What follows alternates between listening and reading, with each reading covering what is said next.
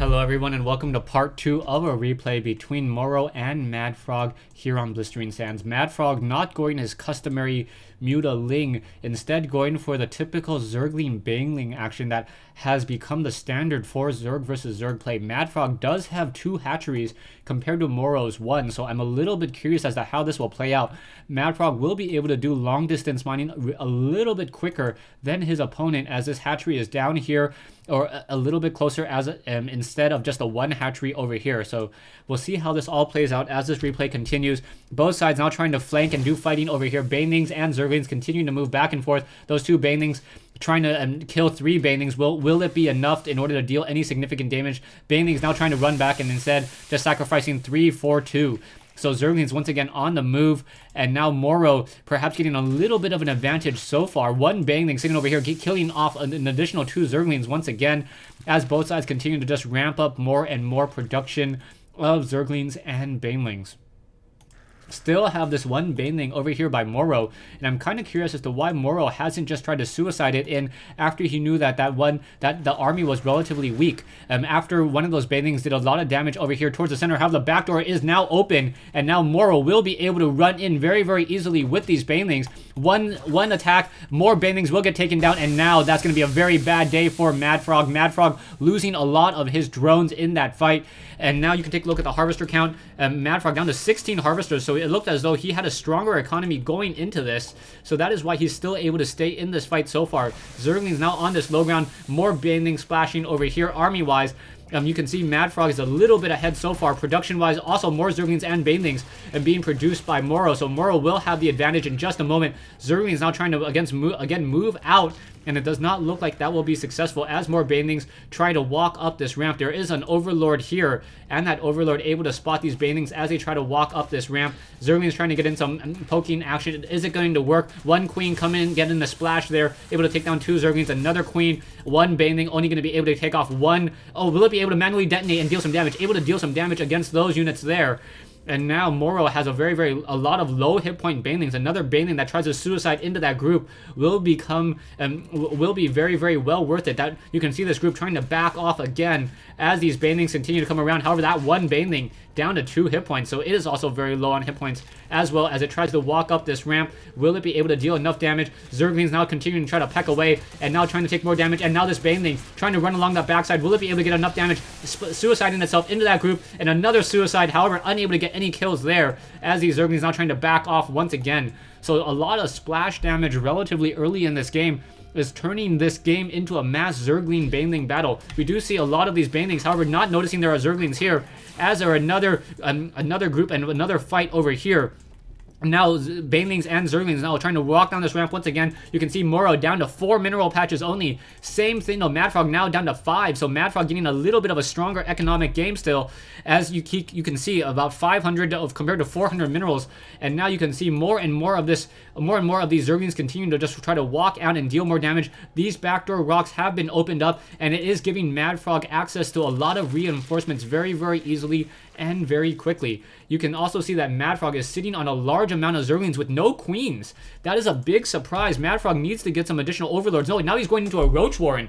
If he's now going into a Roach Warren, and those Roaches may be able to deal a lot of damage, especially against those Zerglings and against those Banelings. Now that Roaches have a range of 4, they will be able to deal a lot of damage relatively quickly, and it takes a lot of Banelings to take down a Roach, as a Roach is not a light unit, it is an armored unit, so it only takes 20 damage. And now Banelings and that army now moving out once again.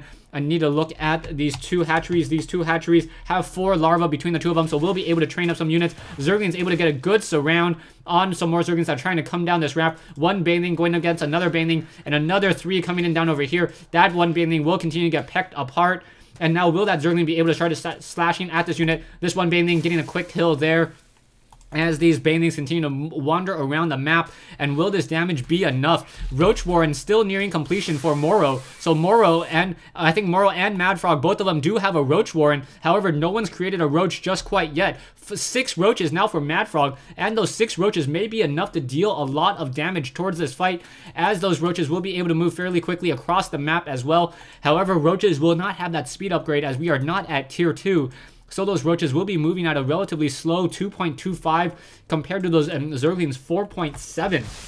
So that is about a 66% increase as more banelings run into the drones over here. It doesn't really matter that much anymore as we are near full saturation off of these 4 mineral patches. One drone shy of full saturation. The extractor has been mined out. MadFrog still has some gas left in that extractor over here as the Zerglings is now going to be continuing to just try to run down this ramp. Will it be enough? There are now a decent amount of roaches, 10 roaches coming in from MadFrog. And as more and more roaches are being trained up, I believe that those roaches will be able to deal a lot of damage. And armies-wise, you can see MadFrog continuing to just macro up a stronger and stronger army. Morrow only down to 2, or now training up 2 roaches as well. Zerglings and banelings, will any of these units be able to sacrifice themselves and perhaps get some damage off? It will be the key question in this battle. Zerglings now fighting over here. We see a group of banelings and Zerglings outside here, both sides continuing to macro up.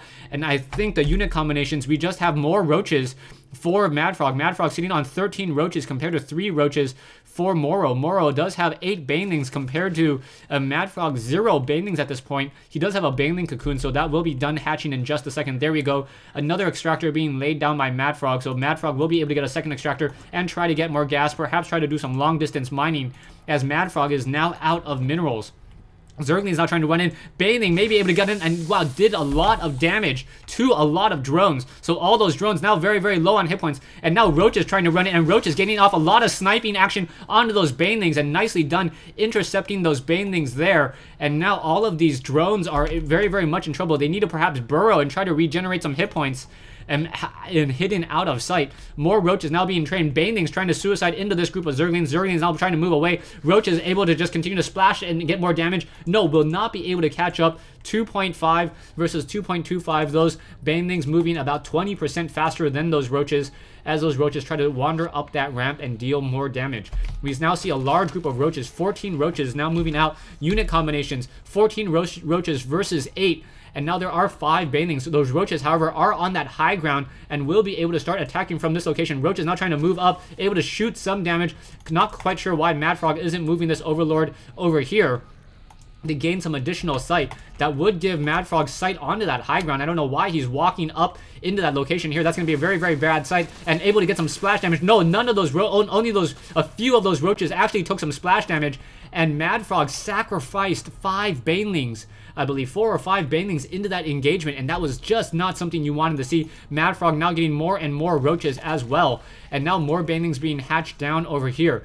Because these backdoor rocks have not been opened up by Morrow, Morrow unable to escape from that location. However, he must have been thinking what I was thinking and now trying to clear these back rocks himself. There is no Overlord in that position. We now see some drones doing some long distance mining. All of those drones will be able to start mining, and you can see that the harvester count for Morrow down to 100 a minute versus MadFrog's about 20 a minute. As this mineral patch down to 150 minerals, these back rocks have been cleared, and now things are not looking good. Zerglings and Roaches now trying to engage as well. Will those Roaches be able to deal any damage? Trying to fight back and forth. Roaches, a Baneling coming in, able to get sniped down just in time. Zerglings now running into the ramp, and now perhaps trying to deal some damage as these Roaches going to sit on this ramp and use this choke point against Morrow. So Morrow being forced to fight against his own choke point, and now there are Roaches here. However, they are not getting engaged by Morrow. Morrow perhaps going to try to do a base trade as these Roaches now trying to deal damage against these Banelings. He has to be careful about those Broodlings. Broodlings are just free damage at this point in this fight. You cannot be forced or allowed to do that. Hatchery now trying to move out. Zergling's going to try to do a base trade over here. Perhaps MadFrog will be able to place down another hatchery in a different location, perhaps even unrooting a spine crawler and trying to hide it. We do see 2 Banelings still hiding off in that side over here. However, the base race will be over in just a moment as Morrow will soon quickly lose all of his buildings, and that will be GG. So down goes that Roach Warren, and Morrow leaves the game. Alright, a great game between MadFrog and Morrow here on Blistering Sands. I would give you a recap, but the first 5 minutes and the middle 5 minutes were pretty much the same exact game. The last 5 minutes, or the last 5 minutes were pretty much the same exact as the first 10-15 minutes, except for we added Roaches to the battle. So thanks for watching, thanks for listening. Hope you guys enjoyed this 1v1 replay.